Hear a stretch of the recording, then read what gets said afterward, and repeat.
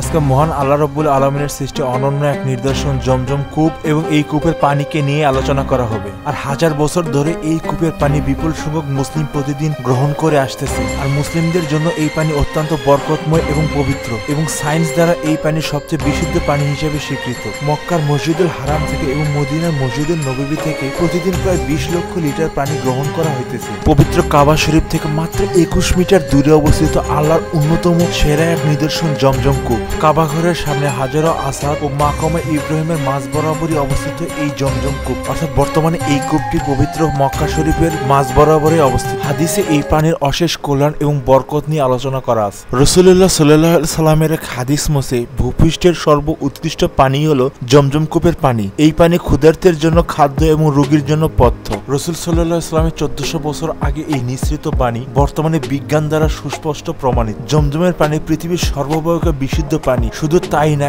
এইরকম বিশুদ্ধ পানি আর পৃথিবীতে কোথাও খুঁজে পাওয়া যায় না। সাধারণত কোনো পানি আবদ্ধ অবস্থায় রাখলে তার স্বাদ এবং কালার নষ্ট হয়ে যায়, কিন্তু জমজমের পানি হাজার হাজার বছর ধরে স্বাদ এবং পুষ্টিগুণ একই রকম রয়েছে। এই পানিতে কোনো ছত্রাক বা শৈবাল বা পানি ধ্বংসকারীর কোনো জীবাণু টিকতে পারে না। কোনো নদী অথবা জলাশয়ের সাথে এই পানির কোনো সংযোগ নেই, অথচ প্রতিদিন লাখ লাখ মানুষ এই পানি গ্রহণ করতেছে এবং কেউ কেউ তা গ্রহণ করে নিয়েও যাচ্ছে। কিন্তু মহান আল্লাহ রাব্বুল আলামিনের অশেষ রহমতে আজ অবধি এই পানির উৎস কোনোদিন শুকিয়েও যায় নাই বা শুকিয়েও যাবে না। সেই সাথে এই পানির পুষ্টিগুণ কোনোদিন নষ্টও হবে না। পবিত্র কোরআন শরীফ অনুযায়ী প্রায় আজ থেকে 4000 বছর আগে হযরত ইব্রাহিম আলাইহিস সালাম তার পুত্র ইসমাইল এবং মা হাজেরাকে এই জায়গা নির্বাসনে রেখে যায়। আর এই নির্বাসনটা ছিল মহান আল্লাহ রাব্বুল আলামিনের কর্তৃক একটি ধৈর্যের পরীক্ষা, এবং তাদেরকে এখানে রেখে যাওয়ার সময় অল্প কিছু খেজুর এবং এক থলে পানি রেখে যায়, এবং তাদেরকে রেখে যাওয়ার সময় হযরত ইব্রাহিম আলাইহিস সালাম আল্লাহর উপর ভরসা করেন। ফলে মক্কার এই বালুময় স্থানে মা হাজেরা এবং শিশুপুত্র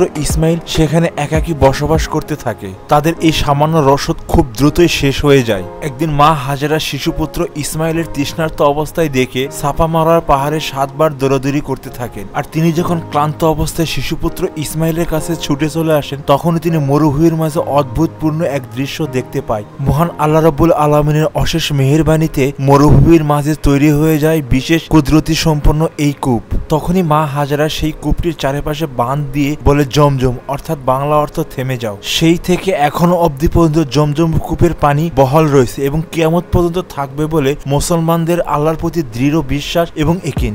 জমজম কূপের গভীরতা মাটি থেকে মাত্র 101 ফিট, আর কূপের পানির স্তর বা লেয়ার মাটি থেকে মাত্র 10 ফিট নিচেই অবস্থিত।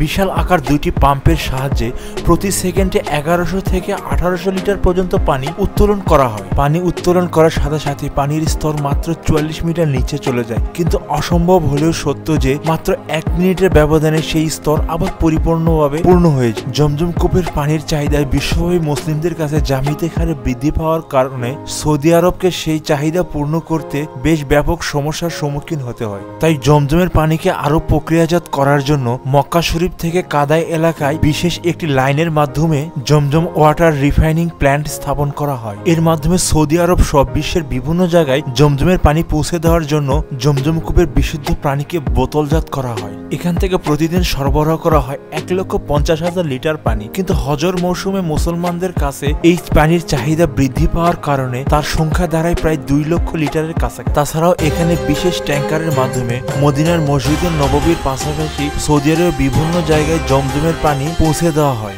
মসজিদুল হারাম শরীফের ভিতরে কিছু কিছু জায়গায় জমজমের পানিকে শীতল করেও হাজী সাহেবদের কাছে পরিবেশন করা হয়। মুসল্লি এবং দর্শনার্থীরা যেন জমজমের পানি নিয়ে যেতে পারে সেই জন্য রয়েছে পৃথক একটি সরবরাহ ব্যবস্থা। এছাড়া মক্কা এবং মদিনায় কিছু কিছু স্বেচ্ছাসেবক দল জমজমের পানি সরাসরি পিঠে বহন করে মুসল্লিদের পরিবেশন করে। এছাড়া ছোট ছোট বোতলজাতের মাধ্যমে এখানে আসা দর্শনার্থী এবং হজযাত্রীদের জন্য পরিবেশন করা হয়। এছাড়া সৌদি গভর্নমেন্টের কঠোর নিয়ম অনুযায়ী জমজম কূপের পানি কেনাবেচা করা সম্পূর্ণ আইনানুগভাবে দণ্ডনীয় অপরাধ। বন্ধুরা, আমাদের এই ভিডিওটি কেমন লেগেছে তা আমাদের কমেন্টস করে জানাবেন।